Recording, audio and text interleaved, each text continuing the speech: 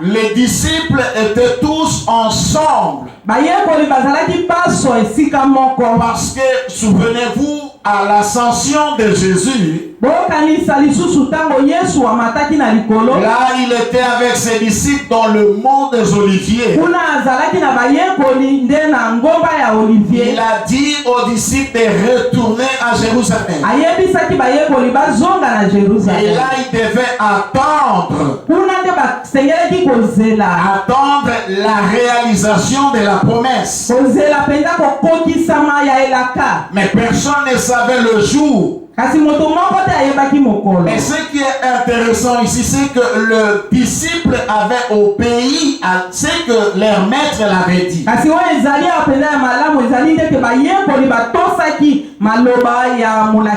Ils étaient dans l'attente. Ils n'étaient pas distraits. Ils étaient tous ensemble dans un même lieu. Et ils persévéraient dans la prière. La prière fervente. Bien-aimés, ils attendaient la promesse. Ainsi, la venue de l'Esprit se manifesta de manière brusque. Avec un bruit audible. Des phénomènes visibles. Des preuves tangibles. Et ce qui attira la multitude. Les gens venaient de partout. Et cela a provoqué de diverses réactions. Tout c'était le début de l'église. L'église a commencé au jour de la Pentecôte. Suite au discours ou à la prédication de l'apôtre Pierre.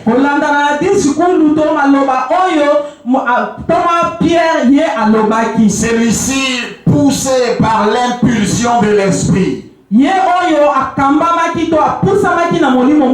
il voulait expliquer aux gens qui s'étonnaient et qui ne savaient pas qu'est-ce qui se passait.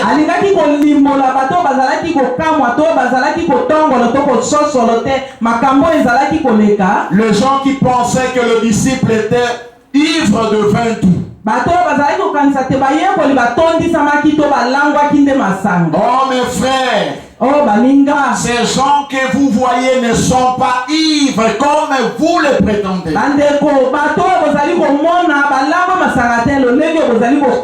C'est ici ce qui a été dit par le prophète Joël. Bien-aimé, à l'issue de cette prédication, il y eut plus de 3000 âmes sauvées en le même jour.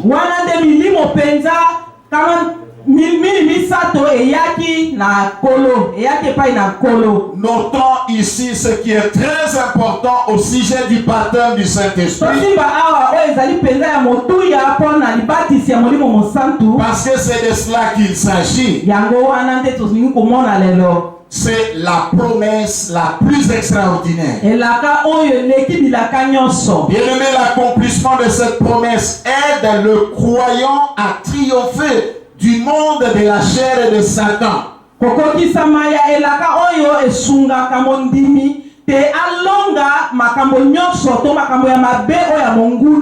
Lorsque le croyant est rempli et baptisé du Saint-Esprit,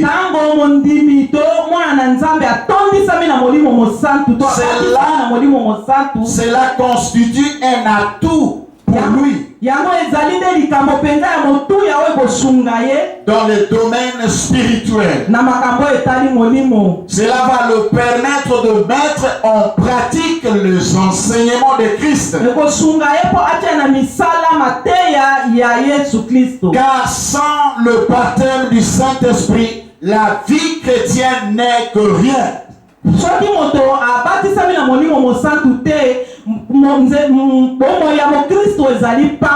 Cela n'est qu'une doctrine sans pratique.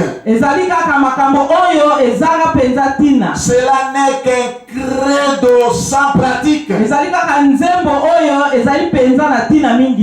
Il faut pratiquer ce que nous connaissons et ce que nous recevons.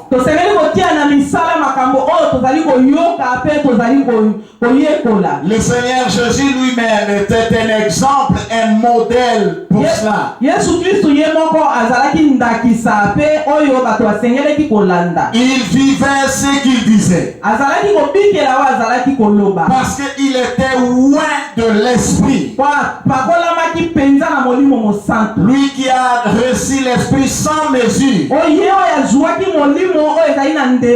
C'est comme ça que même quand Jean-Baptiste envoie ses disciples vers Jésus pour s'enquérir de la personne de Jésus, aussitôt arrivé auprès de Jésus, ils ont trouvé Jésus en train d'opérer le miracle. Le malade guérissait. Les aveugles voyaient. Le sourd entendait. Le paralytique marchait. Les morts ressuscitaient. Et la bonne nouvelle était annoncée.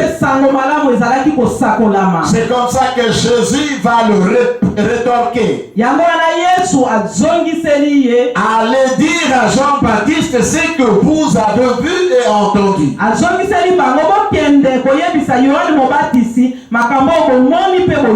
Bien-aimé, la bonne nouvelle doit être accompagnée de signes, de prodiges et de miracles.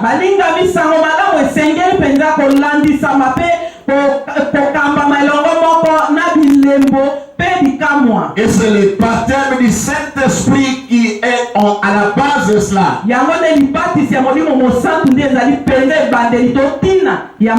Ce baptême intérieur et spirituel nous incorpore dans l'église corps de Christ.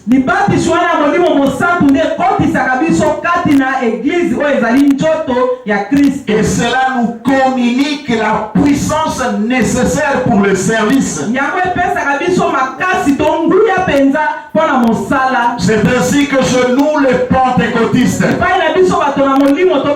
lorsque tu n'es pas baptisé du Saint-Esprit, tu n'es pas digne pour le service de Dieu.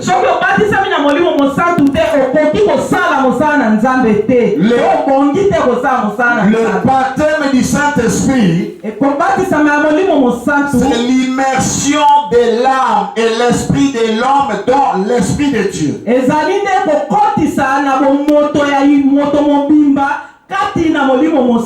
Et là, l'officiant, c'est Christ lui-même. L'officiant, c'est Christ lui-même.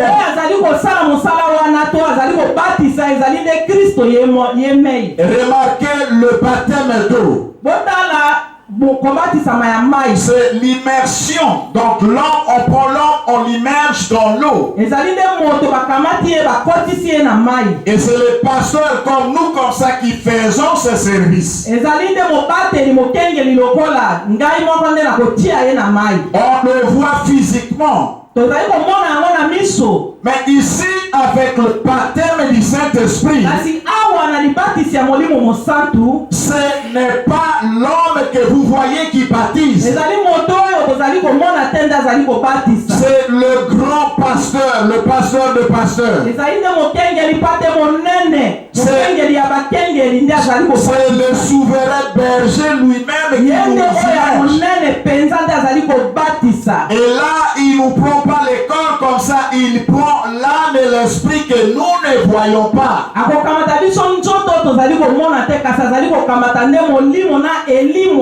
Et il nous immerge pas dans l'eau physique, mais dans l'esprit de Dieu.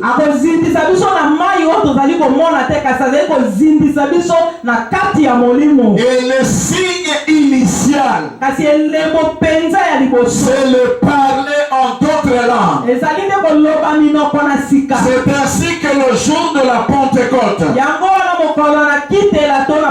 tous furent remplis du Saint-Esprit. Saint-Esprit.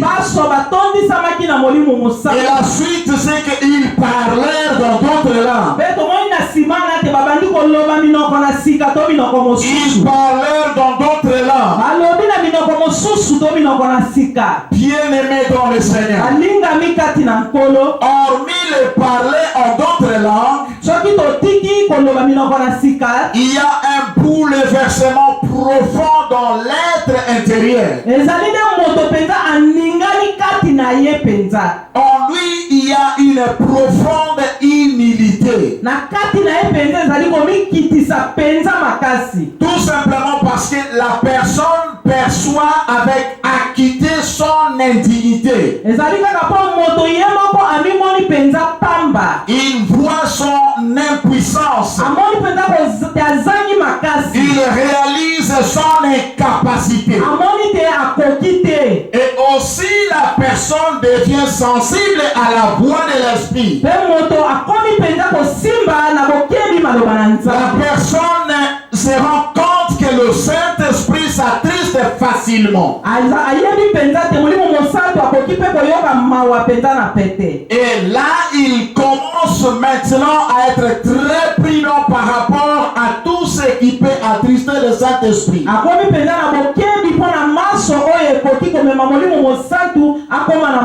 C'est un homme qui devient calme et sérieux.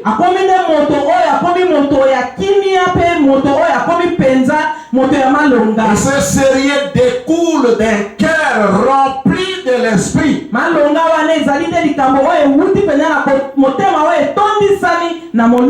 Un cœur rempli de la présence de Dieu, dans lequel la parole vivante de Christ brûle comme le feu dans son cœur. Parce que voyez ce jour, les langues semblables aux flammes de feu se posèrent sur chacune des têtes.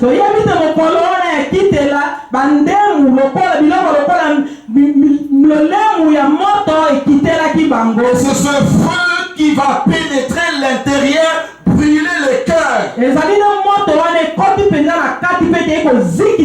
C'est un homme qui devient ardent dans le service.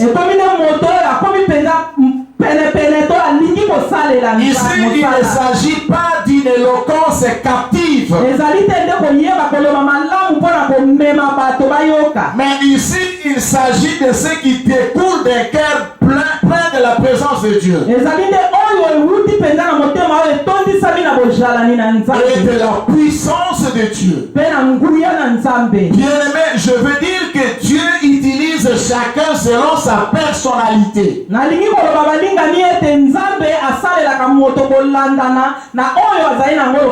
Il y a des gens qui ont un tempérament chaud, il peut l'utiliser dans cette chaleur-là. Mais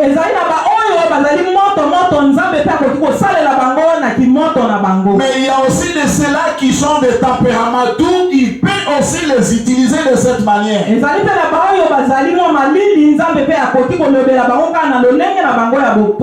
Mais notez que cette onction n'est pas mise sur une nature charnelle.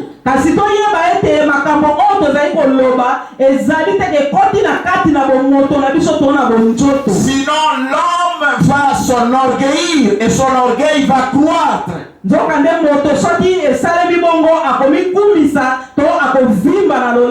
Mais cette onction repose sur une vie nouvelle. Une vie régénérée. Une vie brisée. Une vie disposée à glorifier Jésus-Christ. Et non une vie disposée à se glorifier lui-même. Ou à glorifier les hommes. Il y a des signes que vous pouvez connaître que la personne est pleine de l'esprit. Vous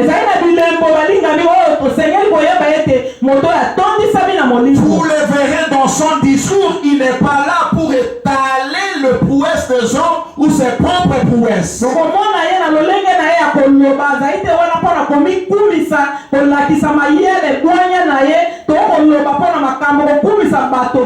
Parce que dans son cœur, le trône est dans son cœur, le moi a été déjà détrôné. Mais lorsque le moi garde encore sa place dans le cœur de l'homme, là, Dieu est déshonoré. Mais lorsque le moi est détrôné comme Dagon était tombé, là Jésus-Christ est élevé. Alléluia. Amen. Et vous savez la principale raison pour laquelle les hommes ne sont pas baptisés du Saint-Esprit, c'est ce que je venais de dire tantôt.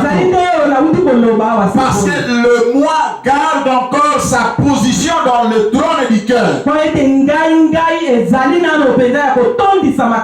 Bien-aimé, tu as besoin de détrôner ton moi.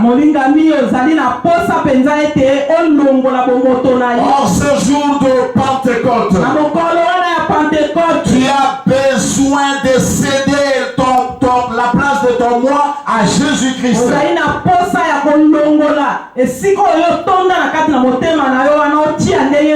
Et puisqu'il s'agit du baptême du Saint-Esprit,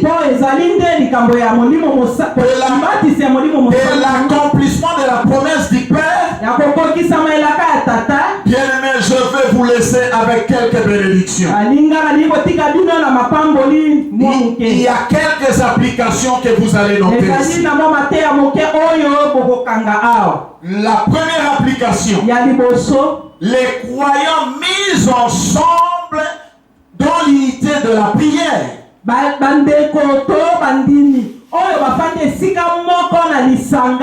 Constitue une des clés de la bénédiction.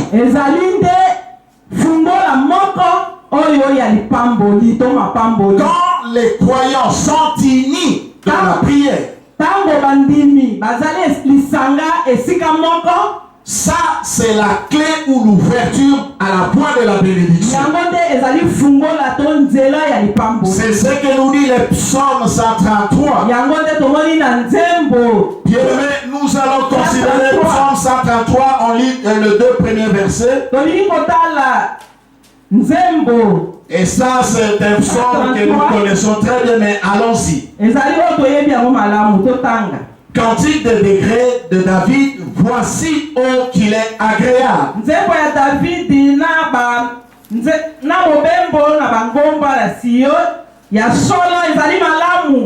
Et il est doux pour des frères de demeurer ensemble.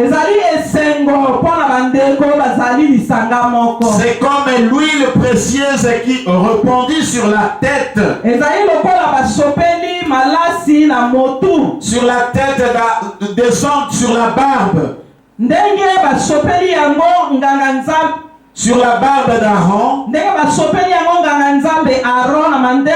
qui descend sur le bord de ses vêtements. Alléluia. Amen. Voilà, bien-aimé. Lorsque nous sommes ensemble, c'est une excellente chose.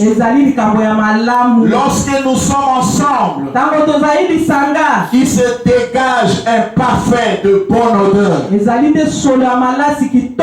Lorsque nous sommes ensemble unis, il y a un rafraîchissement. C'est-à-dire, il y a la remise en état spirituel. Ceux-là qui étaient refroidis, ils peuvent être réchauffés. Et lorsque nous sommes ensemble, c'est la plus grande garantie de toute bénédiction. Oh bien-aimé, moi je n'ai pas toujours été d'accord vis-à-vis de ceux-là qui pensent que l'église c'est le cœur.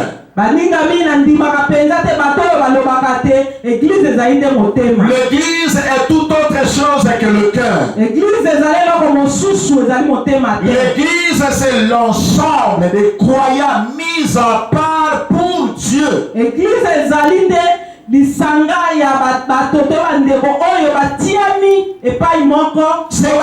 ceux qui ont été rachetés par le sang de Jésus.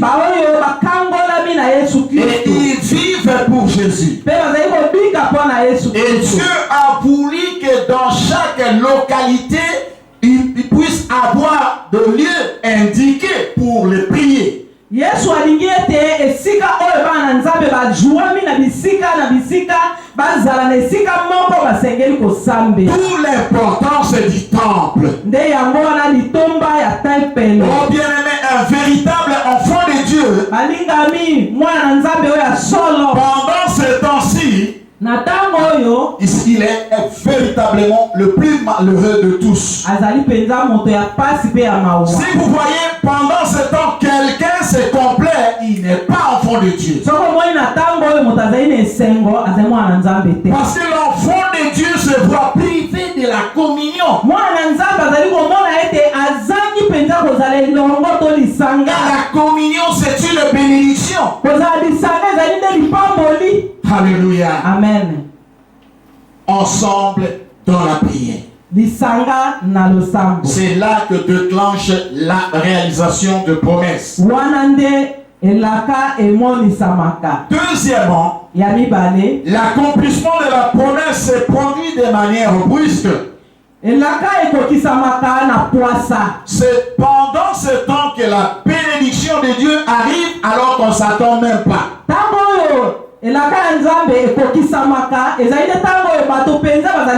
Le disciple était ensemble dans la prière. Mais personne ne savait le jour de l'accomplissement de la promesse. La Bible dit tout à coup, de manière brusque. Bien-aimé, l'accomplissement de la promesse a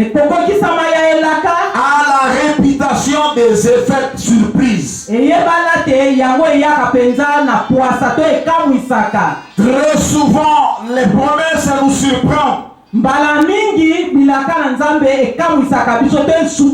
C'est nous qui sommes surpris. Mais Dieu n'a jamais été surpris.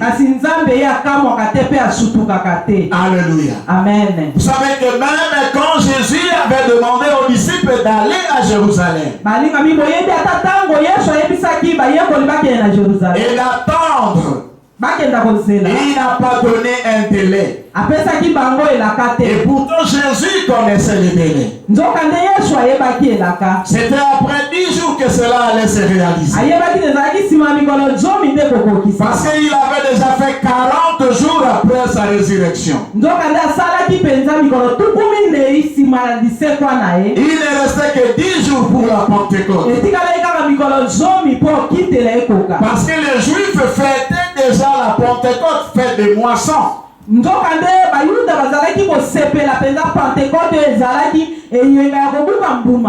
là, Dieu savait qu'il fallait la véritable moisson. Et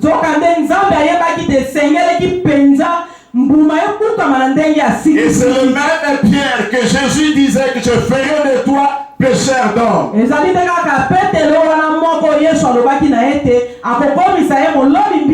allait réaliser une véritable moisson de plus de 3000 âmes.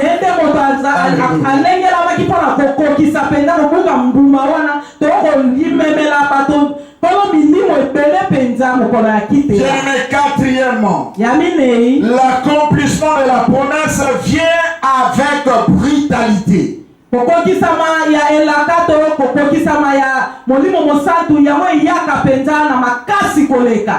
celui d'un vent impétueux. Et cela apporte de grands bouleversements dans la vie du bénéficiaire.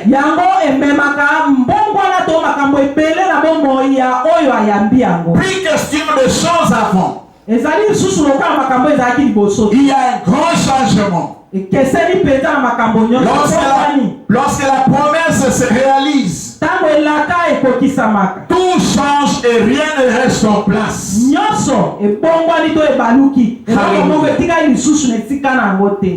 Cinquièmement, il y a affectation du lien de l'accomplissement de la promesse. elaka ekokisami yango mpe esimbamaka. Oui, cela est affecté. Esika wana ezwi mpe esimbami. Pourquoi? Parce que son environnement sera affecté. Po nzinga na yango mpe esimbamaka. Quand les disciples étaient en train de prier dans Actes des Apôtres 4:31, vous verrez là-bas que la maison, le fondement de la maison trembla. Tomonaki kuna esika bayekoli bazalaki kosambela kuna na Acte minei te moboko ya ndako eninganaki. Mais aussi, sixièmement, l'accomplissement de la promesse se réalise individuellement et aussi collectivement. Tomoni pete kokokisama ya elaka salemaka epai na moto moko to na bato ebele. Oui, tel que nous sommes là, ça peut venir que nous sommes bénéficiaires. C'est le cas des disciples dans la chambre haute. Mais aussi de manière individuelle, nous pouvons aussi expérimenter cela.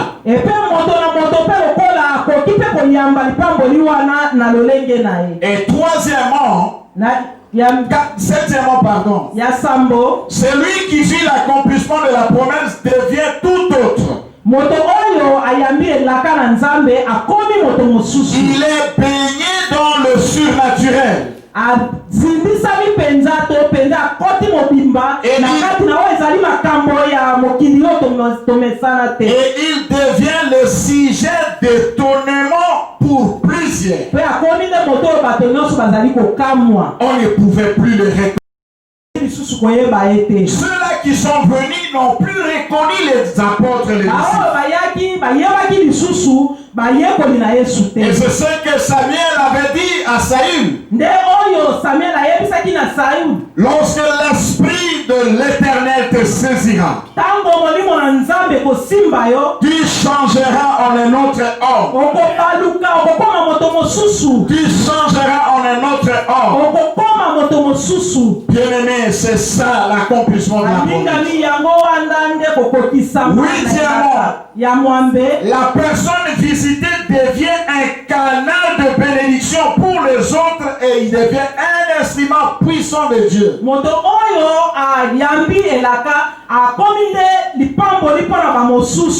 Un instrument puissant. C'est le cas de Simon-Pierre. C'est Froussard d'autrefois. Mais ce jour-là, il se tient devant les gens. Et il a commencé à parler de la part de Dieu. Et là, tout le monde ne pouvait plus reconnaître Pierre. Bien-aimé, tu deviendras un instrument puissant de Dieu. Oh, quelle moisson réalisée par Pierre.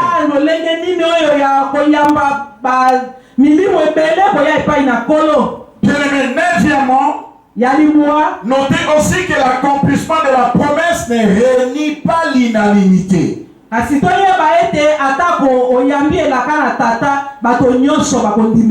L'essentiel est de faire ce que Dieu te demande de faire.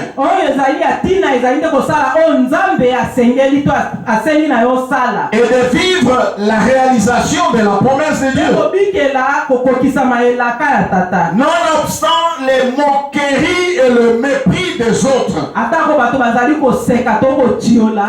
Tout ici, il faut tout simplement regarder à Dieu.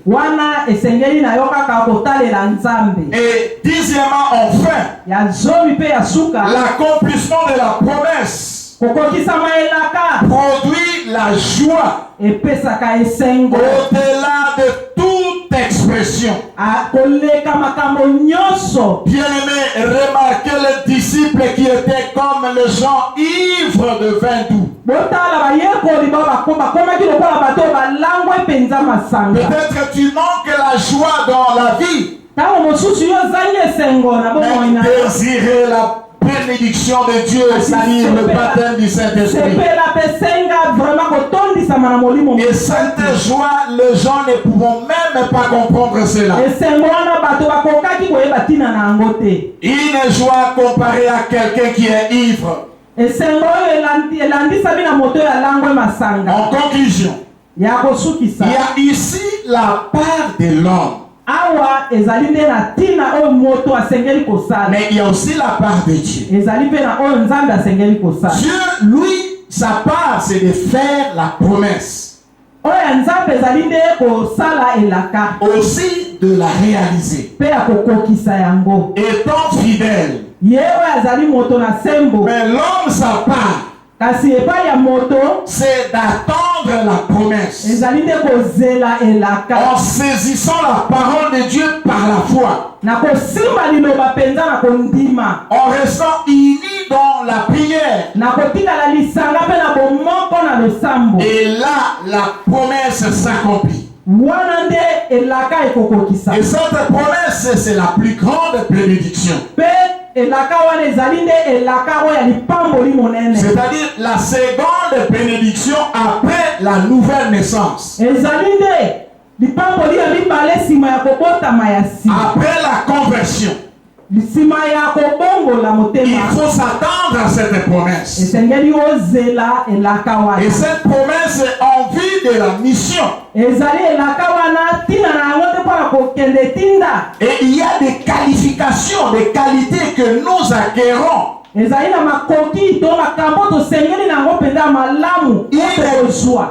grande faim et soif de Dieu. Un grand amour pour les prochains. Un engagement vis-à-vis de la parole de Dieu.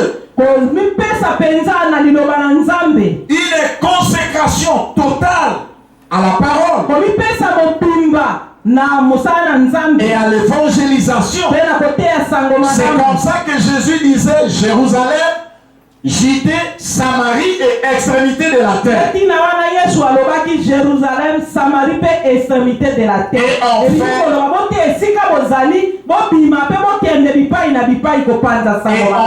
l'engagement à l'établissement de l'église du Nouveau Testament.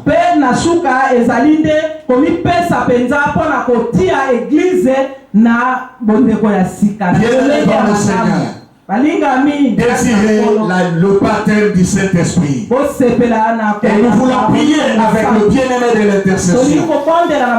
Nous allons demander à Dieu de nous baptiser par son esprit. Alléluia. Amen. Bien, nous allons acclamer pour le Seigneur. Pendant ce temps, nous voulons prier à la lumière de cette parole l'accomplissement de la promesse du Père dans nos vies. Et bien, nous venons de voir que pour que l'Esprit de Dieu puisse souffler en nous, nous devons chasser ce qui est comme l'obstacle, la force du moi. Nous devons d'abord vider nos cœurs pour que Dieu puisse remplir son esprit. Nos cœurs sont remplis de mauvaises choses. Nos cœurs sont remplis de mauvaises pensées. Nos cœurs sont remplis de la méchanceté. Pendant ce temps, commence déjà à remercier le Seigneur. Élève ta voix, tu merci à Dieu pour cette parole ce matin. Combien cette parole est venue encore nous faire du bien. Combien cette parole est venue encore nous réconforter. Bien-aimé, élève ta voix et prie au nom de Jésus. Mais sans dame, merci pour la malamu oyo. On va quitter au oyo. Après, c'est bien ton alléluia. Nandela mosali na ye. Alléluia. Alléluia. Jésus, merci pour ta parole. Jésus, merci pour ta parole. Merci pour ta parole, oh mon Dieu. Nous avons besoin de toi, Papa. Merci, Seigneur. Alléluia. Bien maintenant, oyo. Commence maintenant à déverser ton cœur. Pendant qu'on finit mon thème, pour que Nzambe attire mon lit, mon aïe. Alléluia. La méchanceté. Alléluia. Tu dis à Dieu de briser la force du moi. Que la force du moi soit brisée en toi. Cela empêche l'accomplissement de l'œuvre de Dieu dans ta vie.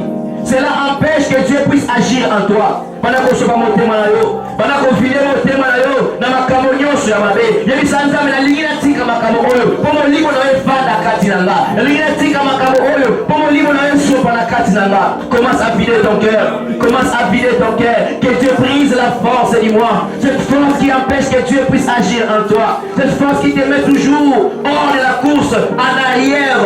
Prie à Dieu. Alléluia. Sopa motema na yo. Banako vide motema na yo. Ni on se mabetika motema na yo. Que la méchanceté quitte ton cœur. Que les mauvaises pensées quittent ton cœur. Afin que l'Esprit de Dieu puisse y habiter. Afin que l'Esprit de Dieu puisse y résider.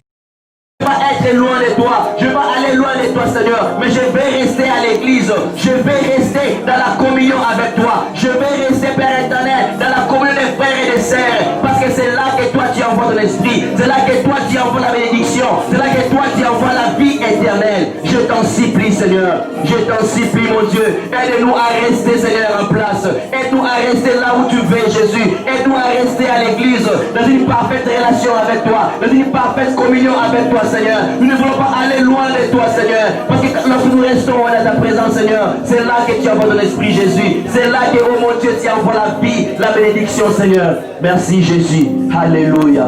Mais tiens de prier à Dieu maintenant, de te remplir de son esprit. On veut nous prêcher ce matin que sans l'Esprit de Dieu, nous ne serons pas triomphés du monde. Sans l'Esprit de Dieu, nous ne serons pas triomphés de la chair. Sans l'Esprit de Dieu, nous ne serons pas triomphés du diable. On a vu ça, Nzambe a tondi sur tout le monde. Ce que tu as dit, mon Nzambe, on a mon longi, alléluia, liboso ya mosuni, on a mon longi, liboso ya mokili, on a mon longi, liboso ya monguna satana. Nzambe a tondi sur la molimo. Oui, mon Nzambe tondi sa makati na yo, afin qu'il soit vainqueur devant la chair, devant le monde, devant alléluia, le diable. Merci Jésus. Merci Papa. Alléluia. Gloire au Seigneur. Merci pour cette bonne parole, serviteur de Dieu. Nous avons quelques communiqués pour les enfants de la maison qui donnent de l'espace afin que l'évangile soit véhiculé, que les dirigeants de cette radio et tous les collaborateurs soient bénis de la part de Dieu. Et vous aussi, là où vous êtes, soyez bénis et recevez l'effusion de l'Esprit en ce jour de la Pentecôte, un grand jour, le jour de la naissance de l'Église. Bien-aimés, nous voulons prier ensemble. Et là où vous êtes, levez vos mains et recevez la bénédiction de Dieu en ce jour solennel. Dieu de notre salut, oh merci, toi qui as fait la promesse, et c'est la plus grande promesse. Et lorsque tu as promis, étant le Dieu fidèle, Seigneur, tu l'as accompli. Cette même promesse était réitérée par ton Fils Jésus, alors qu'il retournait à toi.